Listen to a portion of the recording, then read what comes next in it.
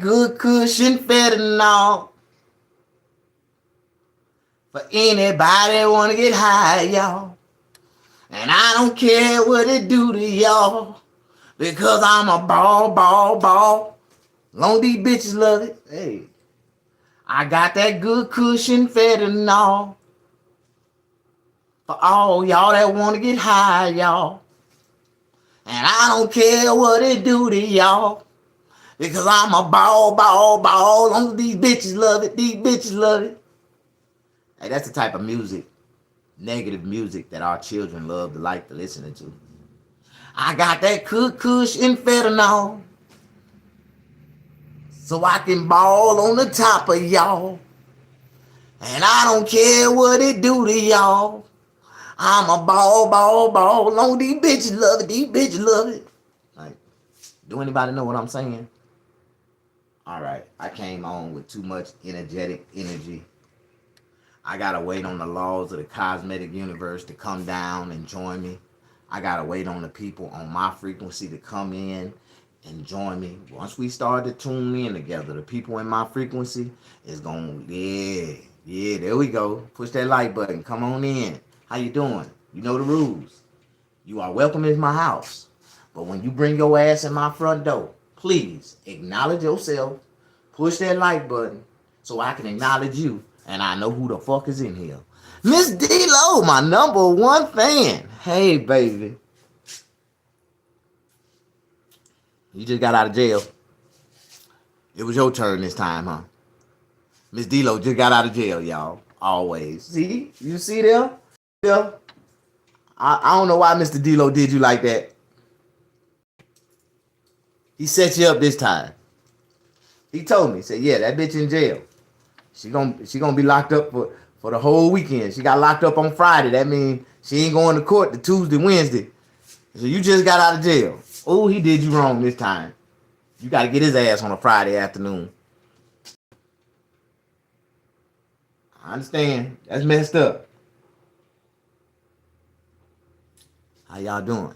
No, Miss D-Lo and her husband, they like to get kinky and play sex games, called foreplay. And they call the police on each other and they get each other locked up.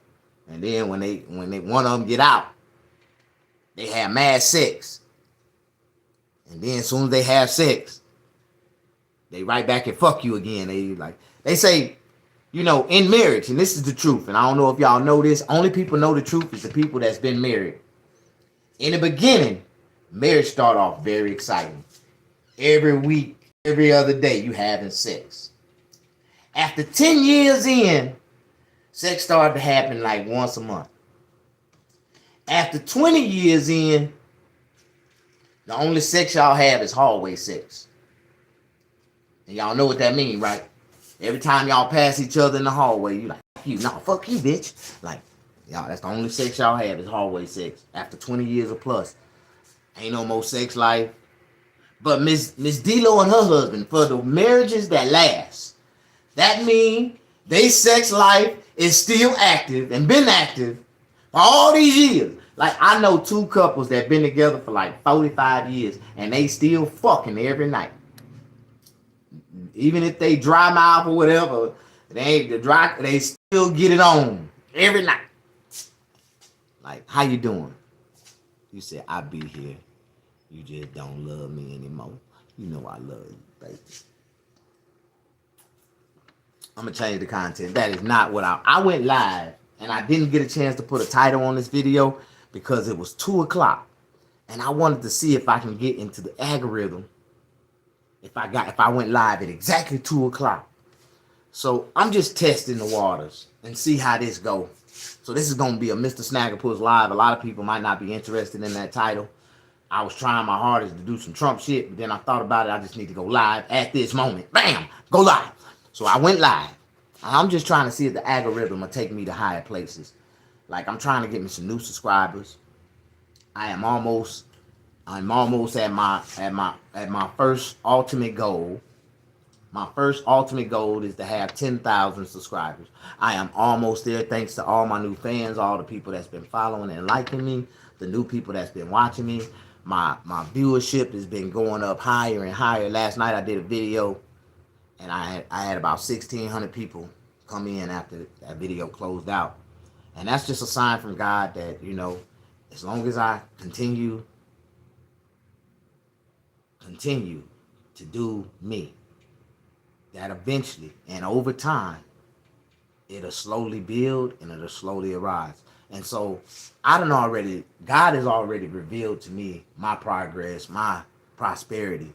I used to be scared, man. I used to be like, man, I don't know what God got for me. I don't know why I'm in this situation like I am right now. But I learned over time that, you know, everything that God been doing for me was to build me up and make me stronger. You know what I mean? You said I'm almost there. It's being on the East Coast. Right now, I need to give me some more coffee. I'm in my world right now. I'm in my world minding my own business. I ain't thinking about nobody. I really don't even have no conscious thoughts of what I really want to talk about. Because I live in uncertain, that means a lot of the things that I do in my life, I do not plan. I just let life bring it to me. Like, and because I know that God got me, I don't even worry about it. Some days it's just whatever is meant for me, whatever God got for me, whoever I ended up encountering with that day, I look at that just to be the day that's the day. That's what God had for me for that day. Like yesterday, I only seen 2 people throughout the whole day. I only talked to 2 people. But I realized as we get older, we start to get, we get smarter and smarter. But I realized because I only talked to 2 people yesterday, that I spent less energy on, on other shit that I wouldn't have normally did. I'd have had more energy. I've been doing, and so sometimes it'd be a good thing. You know what I mean? A good thing. Push that like button. Come on in. Snag. We with you, man. Think about Arnez. You said think about Arnez. There's a lot of comedians that that was doing comedy for years before they got a big break. I'm networking with this lady in Vegas. And if y'all follow me, I told y'all it's a game show that I've been asked to be a part of. I came in as a guest host, and I was not a host, just a guest. And the people love my character so much that they want me to be on the show. And the show, to me, this is some grown folk shit. It's a game show. It's a comedy game show, and it's got a lot of potentials to be a lot. More comedy, more comedians. Like the lady, the producer, just don't have that big comedian connection. Like, she ain't connected to nobody big, but she got something cooking, and I see it. I see something that I can be a part of, and I will shine in it. You know what I mean? And I ain't trying to be funny. If you're good, you're good at what you do. But if I can help somebody else's platform shine, and she can get recognition off of it, I'm gonna get some type of recognition off of it for shining on her platform. It is what it is. But I do I done radio before. I have experience in syndicated radio. Like I was on a syndicated radio show. And this is like that's the top shelf of radio. Like that's what Steve Harvey, all the big radio people, that's what that they get big money in syndicated radio. Like if one of my shows was to go viral and I start to build a big audience, I would be able to syndicate my show. Like, and then I'm worth something. I got a little paper. But my problem as a comedian is that I represent myself. And because I'm not a part of SAG or I don't have PR, like if you don't have a personal representative, you ain't part of a PR firm, then they consider you not to be a comedian. You ain't shit. But I'm really like the definition of an unsigned artist, independent artist, and I get my money. I get my opportunities. But when you don't have representation, it's a lot of opportunities you just can't get. You wonder why all these non-ass, funny-ass comedians is on shows every week, right? They got representation, though. Somewhere in their comedy journey, somebody seen their comedy journey and was like, ooh, we gonna invest in him. Do you know how many comedians got PRs and they ain't half as funny as me? Like, ain't never been on stage, never been on the stages I've been on, but they being represented. And it's crazy because the ones that represent them and the representee, they gay or they on drugs or they drink alcohol, and the representatives know because they drink or they on drugs, they can spin circles and get all kind of extra money over the top of their head and just make their ass perform, and they don't get that much money. But you know, it's a lot of janky ass goddamn PR firms. Like, and I learned that dealing with J. Anthony Brown PR firm. You know, and that's how I got kicked off the Steve Harvey. That Steve Harvey show opportunity that I was supposed to get on. I didn't have representation. And I've been doing stand up comedy now, what? Almost 20 years. I got a lot of footage. I got a lot of shit. I'm on a lot of other people's shit. But other people's shit that I'm on, they already established. See, and that was the secret that they wouldn't let me get or let me have when I was in Hollywood. They didn't introduce me to the people that can represent me. You know what I mean? But when I realized all the people that they representing is on the other side of the flag, you know what I mean? It was like they wasn't gonna represent me. Like even with when I was on the J. Anthony Brown show, the only reason I got on that show is because Jay personally chose me. And we started that show from day one, scratch together, right? And when we started the show, I was automatically attached co-host, star host of the show. And our show wasn't syndicated at first. We had to record multiple. We recorded that show for 3 years before they sold it to go syndicated.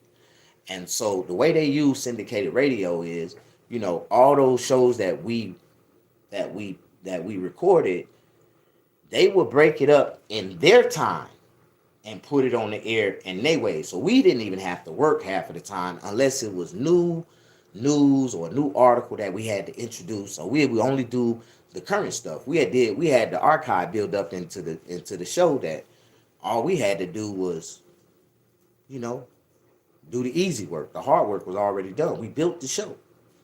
And syndicated radio ain't nothing like, you know, half of these YouTube talk shows or whatever. Most of these niggas just doing some improv shit. Every word that's said on syndicated radio is just like syndicated TV, scripted TV.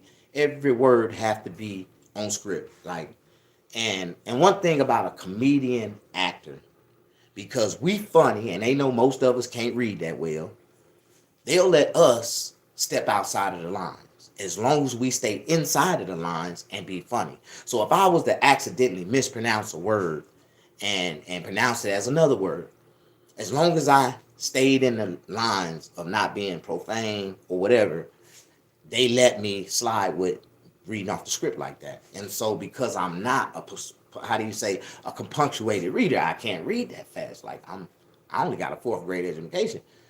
The way I read the script was funny as hell to them. Like, and I'm just trying to be me, but I didn't know that I was being laughed at, but they seen my character to be funny. So if the producers is laughing, just imagine how the people was laughing when they was hearing me over the radio. So that's the way they looked at it. Push that like button. Jet. Baby girl.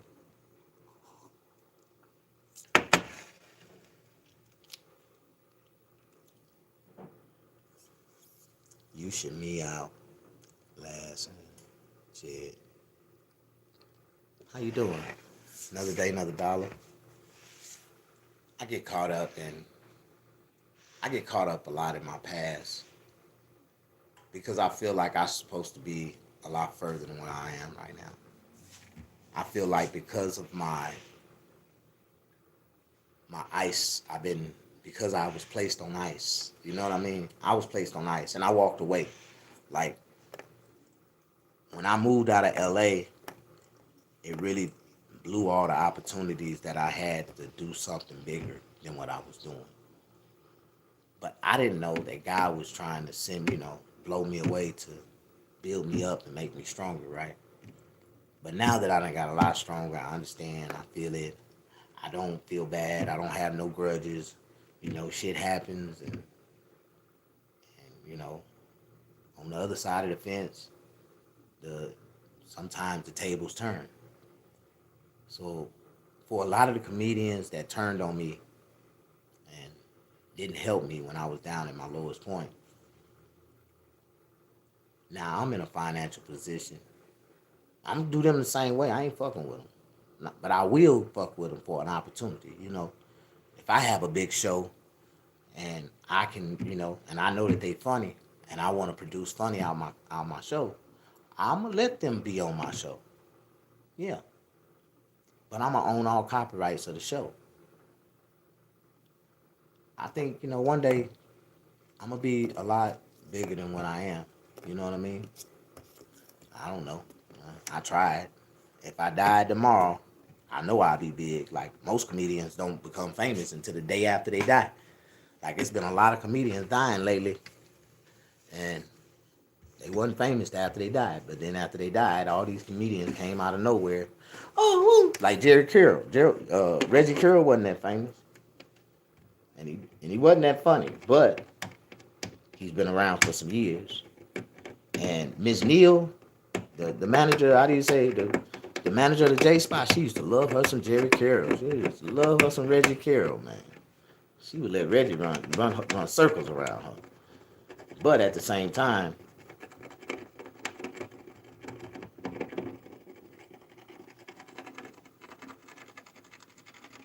it was funny because I was looking in my computer, and I got some pictures of me and Reggie, and everybody when he died was posting R.I.P. Red.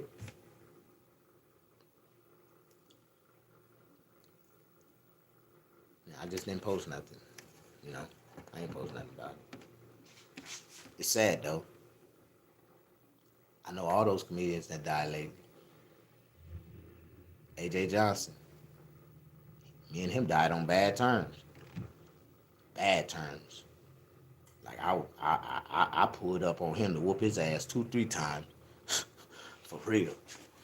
Me and AJ, we got into it several times. And that nigga, I had a good reason. It was some nigga shit. Nigga stole my jokes and was using them. Then gonna tell me it wasn't mine. Oh fuck that, you nigga, nigga. That nigga, man. I used to love his brother though, man. Peanut was the like, he was the neutral between us. We still fuck with each other. We just didn't like each other. But you can not like a person and still fuck with them. You know what I mean? Because everybody got potential, man. You know what I mean? Me and AJ Johnson was overall cool, but we just didn't like each other. And AJ was like that. AJ didn't like nobody. He started off, that was his thing. He would start off, he would heckle you. You know what I mean? He used to heckle me. Man, motherfucker. Like, but he only heckled you if he liked you. If he knew he could get away with it. Like that type of shit. You know what I mean? Push that like button. I knew all them comedians, man. And it's sad, man. Like, I probably won't even get no real recognition until the day J. Anthony Brown died. And then after that, they gonna reach out to Snag. Jay, you was on the show with him. You gotta come to the memorial. Then they'll want me to come and say good words about Jay. You know what I mean? I'm one of the only comedians that ever worked that close with J. Anthony Brown after he got fired off the Tom Joyner show. So I know a lot about J. Anthony Brown. I know a lot of shit about J. Anthony Brown that people don't know about. And when I got mad, when they kicked me off the show, I exposed a lot of it, but people thought I was lying. But I ain't mad at them. You know what I mean?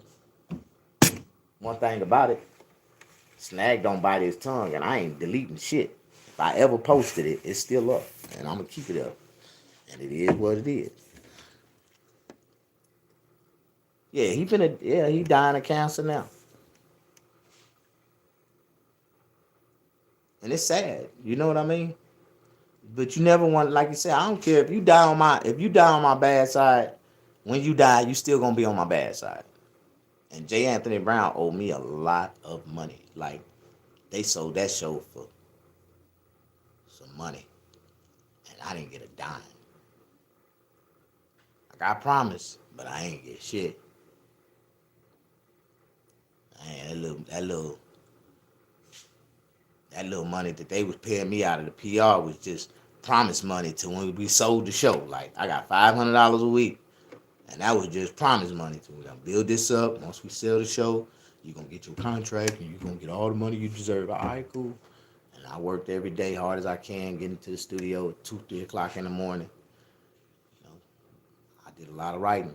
I did a lot of, but like you say, over time, the big dogs win, man. You so small, ain't nobody gonna hear you bark. We can just start barking and they're over and we're there. And then they gonna oversound you. Do anybody know what I'm talking about? No. Okay. Whew. You know what I gotta do? I gotta get my life together. Oh man, I was supposed to order me something to eat. And now I realize I ain't gonna be able to do that. I only got 5 minutes left. Should have did it when I had 20. Fuck it.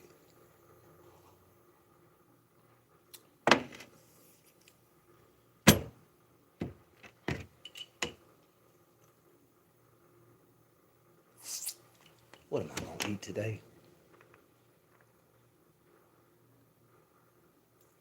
What am I gonna eat today?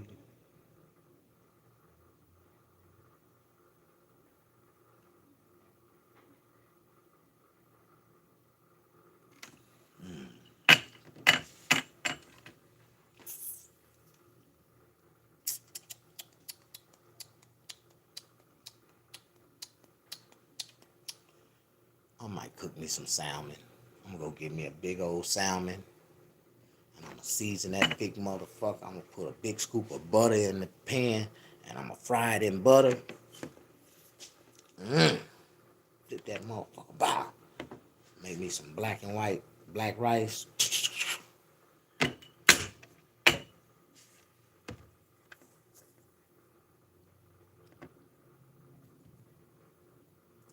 what I'm gonna eat tonight.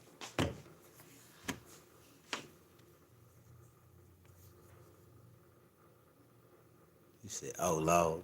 You don't like salmon?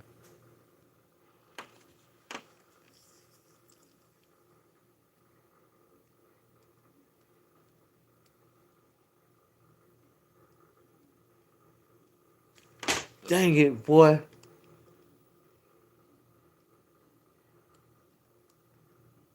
I missed the opportunity a while ago. Everybody know opportunity only come through a window sometimes, 15 seconds. If you don't jump through that motherfucking window, you're gonna miss it. And I missed out on a good opportunity a while ago.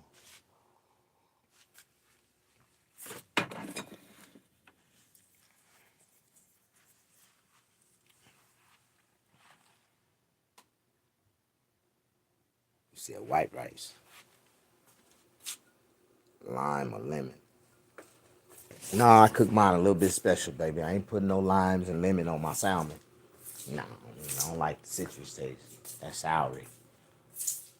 I use a different type of seasoning. I use, garlic. Get this. It's this. It's this garlic blend. Mrs. Dash garlic blend.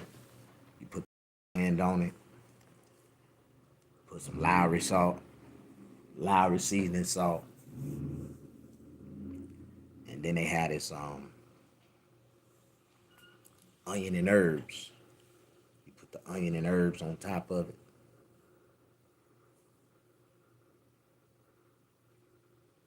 No, I take that back. Remove the garlic. I don't put the garlic on my fish. I use onions and herbs and Lowry sauce and butter. Usually I'll bake it, but since I don't have an oven to bake it, I'm going to saturate the pan with butter and I'm going to cook it upside down in the butter with the seasoning on top of it. And then when I flip it over, I scoop it out, put it on top of the rice. What's up, Tommy? You can only make it in your new pot. Yeah, I'm gonna use my oyster. That ain't new. I've been had that pot for like 5 years. I had that pot before I had that 2-eye stove. It just was in my RV. I got a griddle too. Like I bought that just to cook my tortillas on it. I can do like 12 tortillas at a time with that griddle. Spray that. You know what I'm talking about? That's when I get ready to sell tacos, though. I got little equipment I had paid. I wanted to host little Taco Tuesdays and shit out my shop, but I ain't never get no barbers. Like, if I had barbers, man, every Tuesday I have Taco Tuesday. Barbers get a free taco every time they get a customer that'll get a haircut and buy a taco. Like, $2 a taco.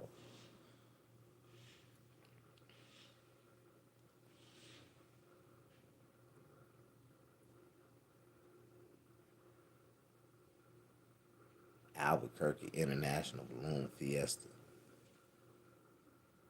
What's that, a hot balloon? You finna get in a hot balloon and fly?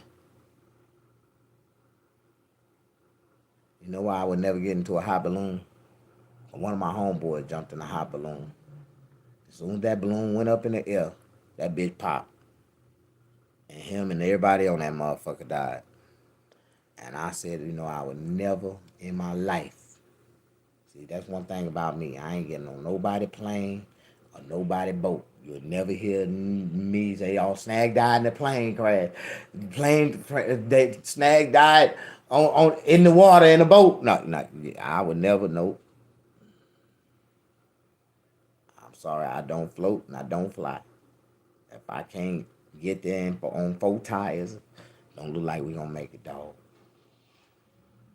It don't look like we gonna make it. You say the new snag. That's a freak accident. Man, I got some grapes and some watermelon. You know what? I got a taste for some chili cheese pastrami fries. And I'm going to go to this restaurant over here and get them. It's only one restaurant that got them. And I got to go get it. All right, y'all. Talk to y'all later. I'll come back with them chili cheese pastrami fries. Life is good. Life is great. I need some barbers, man. I need some barbers. Y'all know any good barbers, let them know about me. Push that like button. It's time for me to go. Start stressing out. Why, Snap? I need some barbers. I'm tired of being in this bitch by myself.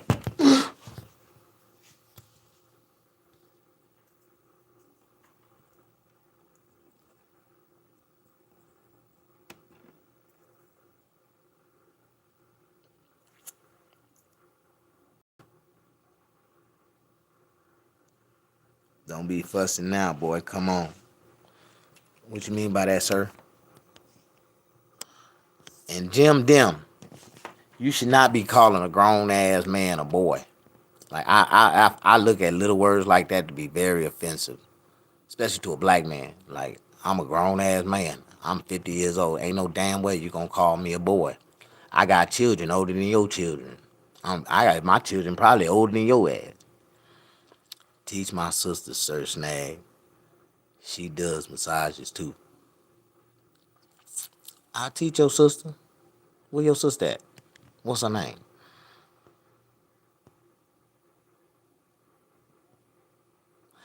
Miss D-Lo, get rid of that nigga. I take 3 and don't. Thank you. We gotta get rid of him. Get that nigga 86,000 seconds.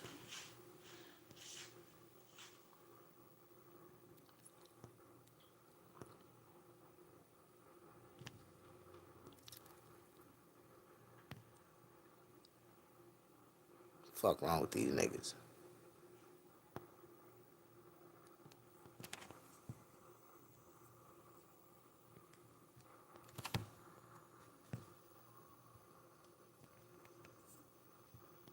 Now you can, Miss D-Lo. I just promoted you to manager moderator. I ain't seen Incognita in a while, so she just got fired. Miss D-Lo, you are now my new overall. Get rid of these niggas that don't belong. I love you, Miss D-Lo. I trust in you, and I only want to give that power to a woman, because when you give it to a man, them niggas don't know how to act.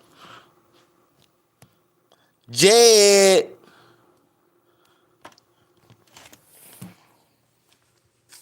Get rid of that nigga. Get that nigga 86,000 K.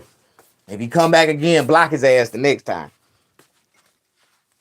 If he come in talking crazy, we gonna block his ass. You only get 2 chances with Snag. Ain't no 3 strikes you out with me. I can care less about your 2 little eyes and your weak ass fingers that don't push the like button. How y'all doing? Don't nobody like you, Snag. Yes, they do. There's a lot of people that like me. And everybody that like me got somebody else that they know that like me. You know, haters, they like to group up on motherfuckers because they be living miserable lives. So they feel good to hate with each other. They feel good. That energy, that hate that they give out, it makes them, it energize them, make them feel like it's empowering them or something. You know what I mean? Motherfucking haters. There's a lot of haters in this world. And they empowered to be haters. Like, they mind don't function right unless they can come up with some chaotic shit to be a hater. Do anybody know what I'm talking about? Your name is today. What's up, Tommy? My boy, push that like button. That's Tommy off of Power Force. Like he on Force. Like y'all got a new season coming up. I can't wait to see it. I seen the trailer on YouTube, dog. I can't wait, man. I can't wait. But I like when I watch my series, I like for it to all play out so I can binge watch it. Boy, I done got into this new series called Lawman Bass Reeves. Man, this nigga right here was a cold motherfucker, man. Like, if y'all don't know what I'm talking about,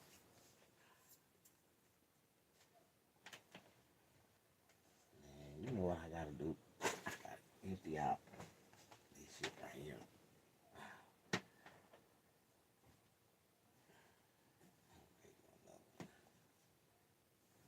Man. Whew.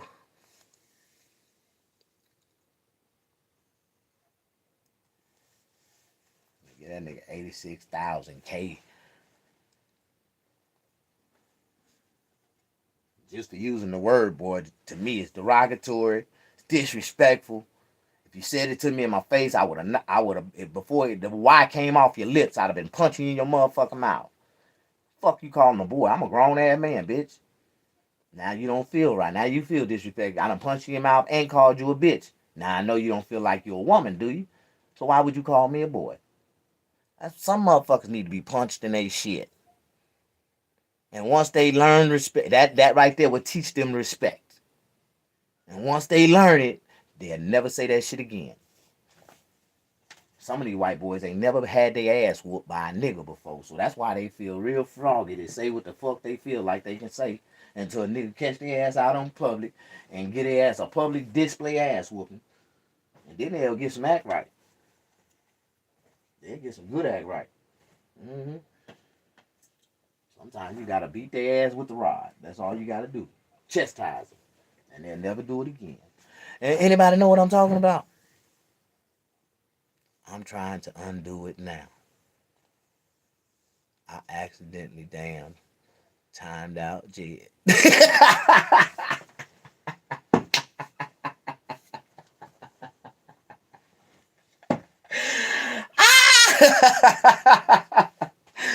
Jed! Oh, come back, baby! Jed! Don't get rid of Jed!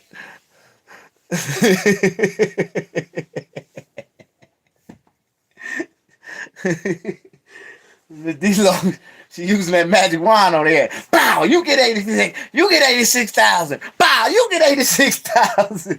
At least snag along. Get on here and say the wrong thing you want. Miss D-Lo got me now. I ain't studying y'all niggas. That's the way Incognita was. She was putting their ass out so fast. It was a goddamn shame. Even on accident, she was like, oh, I'm so sorry. But she ain't never put Jed out.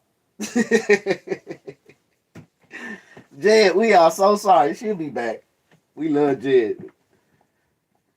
Jed already know she ain't gonna never get this much attention on nobody else's platform. How you do that, Miss D-Lo? Damn. That was my number 2 fan.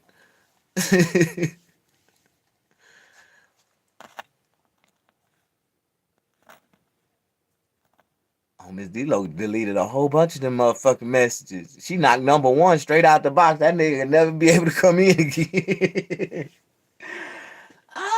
Thank you, Miss D-Lo. I ain't mad at you. If you read it and you seem like you feel like it's inappropriate, if you ever hear me reading and say I don't like it, that's the way Incognita was. She kept the bullshit messages from in front of me because she know I would read them motherfuckers and go left field on them niggas like, who the fuck you talking to?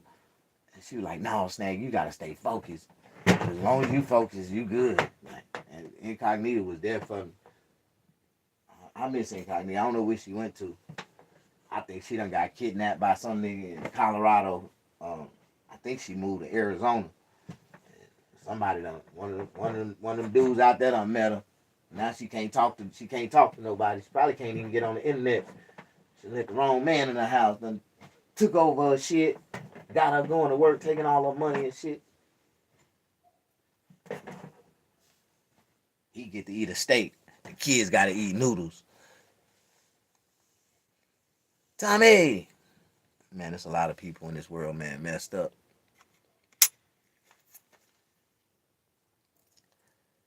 I just had a whole cup of coffee that disappeared. I finally finished that. I need to put that out there.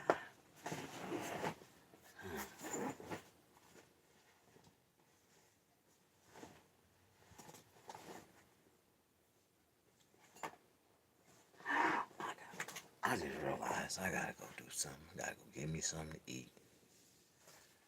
Push that like button. Show me some love. You don't show me no love, I'll shank you. You don't show me no love, I'll shank you, boy. Alright, that'll work.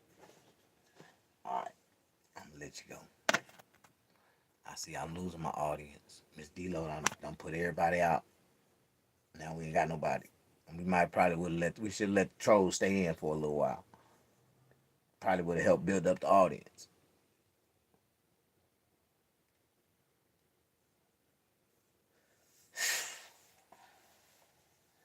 I came back here for something, and I forgot what it was.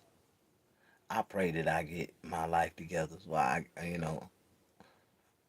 get me a couple of employees, some people in here start working. So when I do go live and start talking, I won't be wasting time. How you doing? I'll be back. It's time for me to go, and I'll come back with a subject and a matter. I was just trying to see how many people were gonna come in if I went live at exactly 2 o'clock. I'm just watching these little timelines or time zones to go live in to see if I can build and attract audience. Though they kicked me out. They ain't let the algorithm, they ain't put me in the rotation this time. But it's cool. I got in it last night on accident. I had 1,600 people. I had to be in it. You know what I mean? Push that like button. I love y'all. Talk to y'all later.